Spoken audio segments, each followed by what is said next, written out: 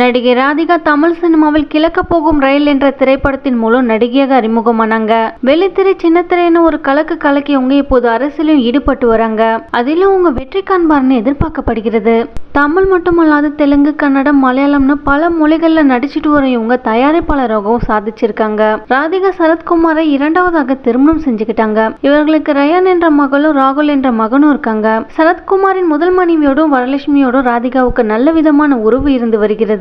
இந்த நிலையில பேட்டி ஒன்றில் ராதிகாவின் மகள் ரயான் தன் குடும்பம் குறித்து பேசிய விஷயம் பலரின் கவனத்தை ஈர்த்திருக்கு. அதுல அவங்க என்ன சொல்லிருக்காங்கன்னா, வரலட்சுமியின் திருமணத்துல எனது அம்மா ராதிகா மீது ஈடுபாடாக இருந்ததை கண்டு பலரும் அவருக்கு பெரிய மனசுன்னு சொல்லியிருந்தாங்க. ஆனால் அது அம்மாவின் இயல்பு. நானும் வரலட்சுமியும் ரொம்ப க்ளோஸா இருப்போம். வரலட்சுமியின் திருமணத்துக்கு பின் பல முறை கணவருடன் வந்திருக்காங்க. எனது குடும்பம் குறித்து யாராவது தவறாக பேசினா நானும் அம்மாவும் அவர்களை எளிதில் விடமாட்டோன்னு சொல்லியிருக்காங்க. அவங்க சொன்ன இந்த விஷயம் தற்போது ரசிகர்கள் மத்தியில் வைரலாகி வருகிறது.